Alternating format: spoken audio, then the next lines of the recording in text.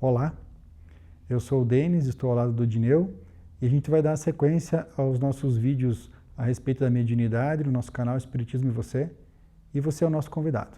Fique conosco.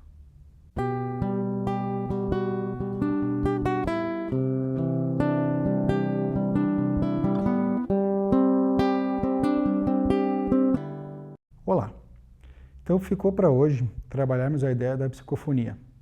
Nos vídeos anteriores a gente comentou a respeito dos tipos de mediunidade e deixamos o link em aberto para começar falando sobre psicofonia. E é já aí que eu começo perguntando para o Dineu o que ele entende por psicofonia. Dineu. Denis, telespectadores, todo mundo que está nos acompanhando. Bom, psicofonia, no meu entender, é a habilidade que o médium tem de permitir que os espíritos falem utilizando seu corpo, seu aparelho fonador. E como nós já falamos a respeito de psicografia,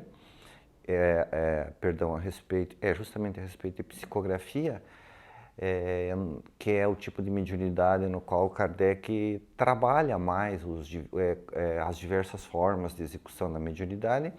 A psicofonia, ela também comporta, digamos assim, níveis de transe ou tipos de transe, então ela também pode ser consciente, pode ser inconsciente, né? Pode ser mecânica, pode ser meramente intuitiva. Então, mas é a capacidade que se tem de deixar que um espírito fale utilizando seu corpo. E essa capacidade, se a gente for tentar fazer um comparativo a respeito daquela maleabilidade do perispírito que tínhamos comentado nos vídeos anteriores, né? Então, à medida que o perispírito do médium se conecta ao perispírito do espírito que quer se comunicar, o espírito comunicante passa a gerir o aparelho fonético, as cordas vocais do médium e dá ali a expressão da sua ideia através da fala.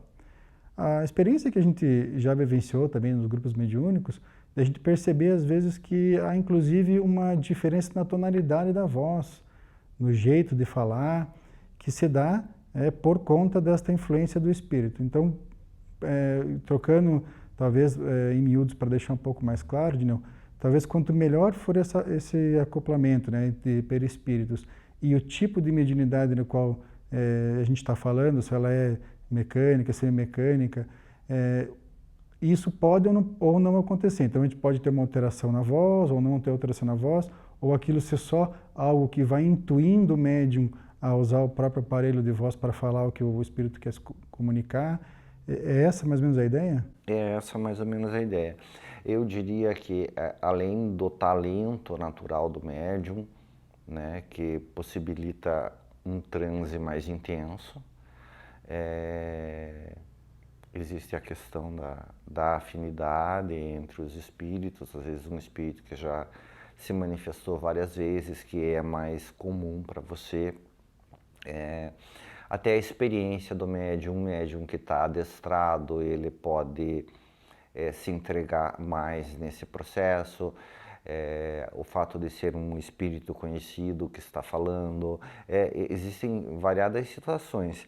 E, por exemplo, quando o médium é mecânico, ou seja, que o espírito, digamos assim, ele aciona diretamente, por assim dizer, a aparelhagem de fala do médium, pode acontecer do médium falar em línguas que ele não conhece, entende?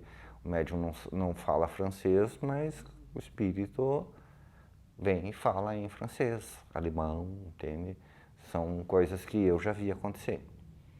E como é que a gente está nesse caso, Dineu, aquela questão do controle daquilo que vai ser falado? Então, porque uma das funções do médium que está ali comunicando é se responsabilizar pela comunicação que está sendo dada ali. Então, a gente sempre fala que a disciplina do médium precisa estar em dia para que ele evite de usar palavras inadequadas, para que ele evite oferecer o aparelho mediúnico para que um espírito se manifeste para xingar, ofender alguma pessoa num determinado contexto, ou para dar ideias e informações inadequadas. Então, se a gente tem um médium que ele é intuitivo, à medida que ele vai percebendo que a situação vai desandando, ele controla e evita que aquilo aconteça. E à medida que o médium ele é mais mecânico ou inconsciente, que permite que o espírito venha direto e utilize do aparelho fonador dele para falar, esse controle ele passa a ter uma outra característica. Então, quando a gente fala, por exemplo, dessa coisa de falar em outro idioma que às vezes é desconhecido pelo próprio médium, esse tipo de mediunidade, ela precisa exercer um tipo de controle que está além da questão do consciente. Como é que ele se dá? Como você disse, quando o médium é mais intuitivo, ou seja, digamos, o espírito passa para ele o conteúdo das ideias e ele vai se manifestando, o crivo é mais racional, né? Agora, quando a mediunidade, digamos assim, ela é mais automática, mais mecânica, mais inconsciente, o controle que se dá é moral. Porque o espírito, quando ele utiliza meu corpo, ele vai utilizar, digamos, com a minha permissão, né? Se eu sou um médium equilibrado, entende? Um médium educado, e isso vai fazer com que eu sempre tenha um controle sobre o que ocorre, porque a comunicação dá-se sempre através do perispírito. Então existe o controle moral. O médium, ele precisa fazer o crivo moral. Se ele acha que o espírito manifestante está vai ultrapassar alguma medida, não adianta fazer depois, né? Está ultrapassando alguma medida, o controle deve ser moral, tá? Só que o racional é muito mais fácil, entendeu? Pensar o que é certo de eu sentir o que é certo, porque o moral tem muito mais a ver com o sentimento. Então, é algo a se observar no dia a dia. Se eu sou uma pessoa que não costumo falar palavrão, que não sou violento, o espírito vai ter dificuldade em mobilizar esse tipo de energia em mim, porque não é algo habitual. Mas se eu sou aquela pessoa estourada por natureza, entende? Que a boca é suja por natureza, vivo, eu vou ter um controle mais difícil. É por isso que se diz que o médium precisa se educar, e educar no sentido não só de dominar suas faculdades, de se tornar, digamos assim, mais adestrado, mas também de adquirir valores morais, né? Educar seus sentimentos, o que ele fala, o que ele pensa, o que ele faz, o que ele sente, que é muito mais profundo. Talvez aí a gente consiga também entender um pouco aquela diferença que se dá numa comunicação por diferentes médios. Então a ideia é a mesma, mas quando ela passa pela cabeça de diferentes médiuns, ela acaba tendo a interpretação inerente do médium, né? Então, se um espírito vai comunicar, vai fazer um alerta ou uma comunicação qualquer, uma ideia qualquer, se ele vem se comunicar por mim, é possível que eu dê um pouco do tom da minha personalidade para aquela mensagem. Ao passo que quando ele vai se comunicar por você, você vai dar um pouco do tom daquela comunicação para a mensagem. E assim, pelos diferentes médiuns, por conta do cabedal moral que o médium possui. Então, vamos pensar, além daquela questão de mecânica e consciente, tem um pouco daquilo que o médium tem a oferecer. Então, se eu sou um espírito que de repente é mais agressivo, mais duro nas palavras, e vem uma comunicação de uma chamada de atenção, talvez se ela vier por mim, que sou um médium que tem mais essa característica, talvez ela venha uma mensagem um pouquinho mais dura, um pouquinho mais firme. Ao passo que se o espírito comunicante se utiliza de um médium mais doce, mais generoso, mais carinhoso, talvez a mesma mensagem de advertência, a mesma mensagem de chamada de atenção, ela tem um outro tom, que é o tom generoso, carinhoso e cuidadoso inerente ao médium. Então, quando você fala desse controle moral, é disso que você está falando? É disso. É uma imagem que normalmente se utiliza é que o médium seria um vidro, né? Através do qual, digamos assim, aquela luz que vem do plano espiritual vai passar. Digamos, cada médium, digamos, uma suposição, entende? Digamos, se você passa a mesma luz por um vidro azul, por um vidro verde, por um vidro rosa, por um vidro branco, entende? Aquela luz vai parecer um pouco diferente. A rigor é a mesma, mas vai ter uma tonalidade diferente. Então, realmente, o médium é um filtro, né? E com relação a esse filtro, né, não é a minha característica, mas eu posso contar um pouco a respeito do que é uma conversa com um médium que tem essa característica e você me diz se você também vivencia isso, né?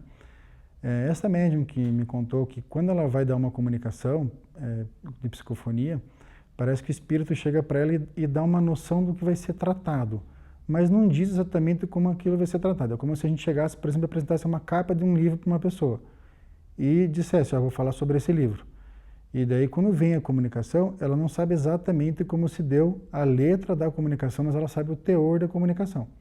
Então, é uma médium mais inconsciente, mas mesmo ela que vai entregar o corpo para o espírito utilizar, vamos dizer assim, e manter só o controle moral e não o controle consciente sobre a comunicação, ela sabia, ela disse que tinha noção do que ia acontecer, sabia o teor, e daí ela acordava com aquela comunicação ok, né, pode utilizar do aparelho da fala para se comunicar.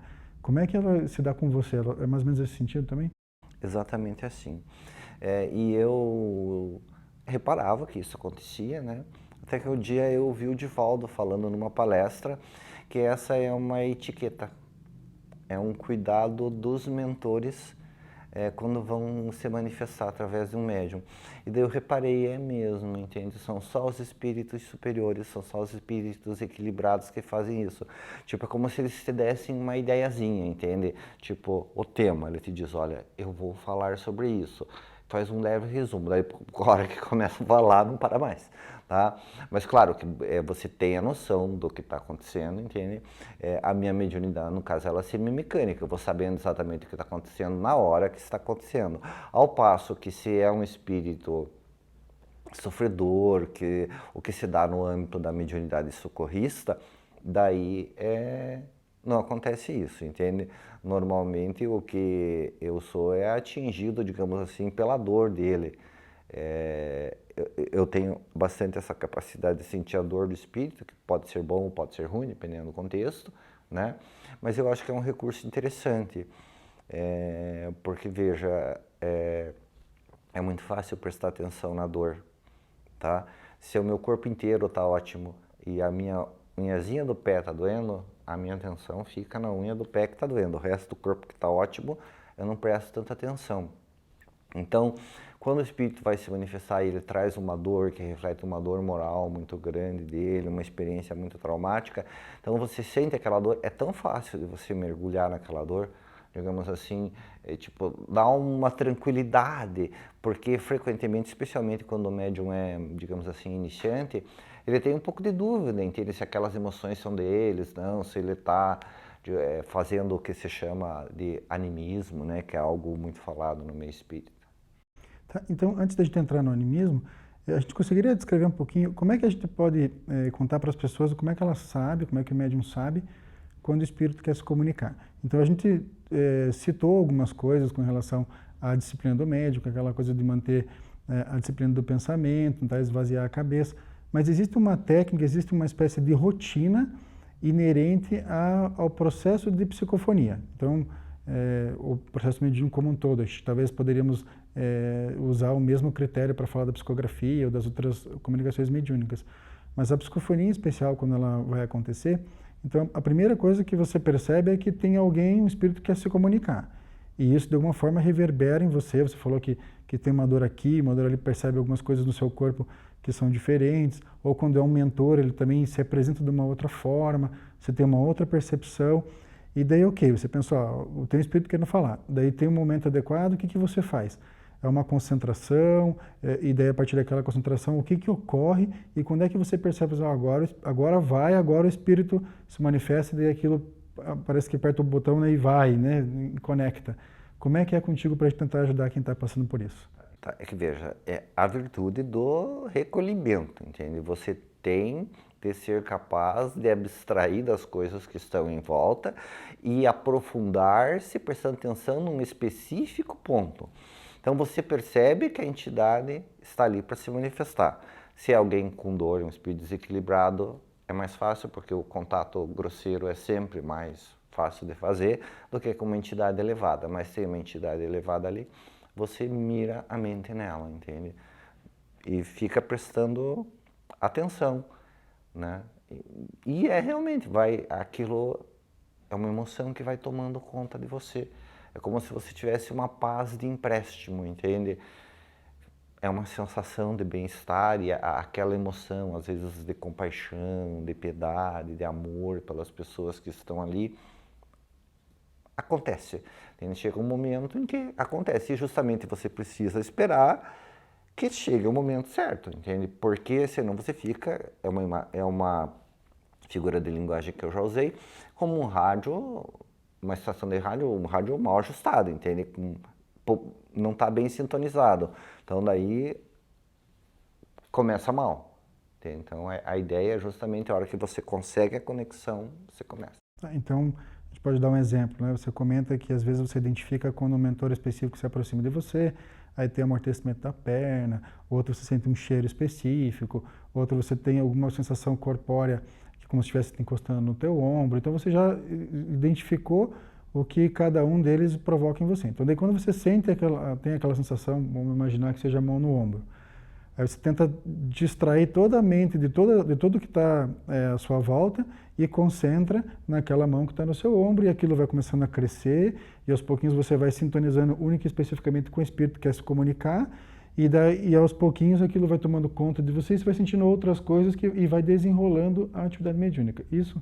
É isso. Mas veja, eu registro os mentores o tempo inteiro, entendeu? O fato de eu registrar um mentor não quer dizer que eu vou entrar em transe, sabe? Porque agora aqui que a gente está conversando, veja, eu estou muito longe de estar concentrado, tá? Porque eu estou preocupado, falando, sabe? Tentando não dizer bobagem, e estou registrando 3 espíritos aqui, entende? Não estou com concentração nenhuma. Só que uma coisa é você registrar ele, entende? E você, digamos assim, até ter uma ideia. Outra coisa é você entrar num transe para transmitir uma mensagem com precisão do que quer falar.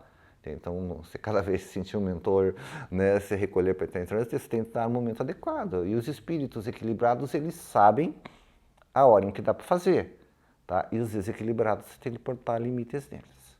E daí a questão da disciplina do médium. Então, quando a gente fala que o médium tem que ter disciplina, então, à medida que ele identifica e registra, ele sabe que tem a hora e momento adequado, que é no dia da reunião mediúnica, ou que é no momento que está na casa espírita, ou é que é o dia reservado na sua casa, o horário reservado para fazer aquilo, porque se deixar, eles estão ali te assediando no momento que você está trabalhando, que você está na rua, que você está no seu lazer, e acho que a disciplina está no momento em que você estabelecer a hora e o momento adequado para que aquilo se dê. Sim, fazer com equilíbrio, entende?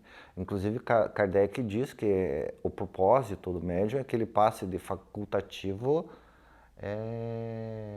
ao médium voluntário, ou seja, que ele seja um domínico. Claro que você nunca vai ter o domínio completo, porque se um espírito não quiser se manifestar, você não tem como entrar em transe.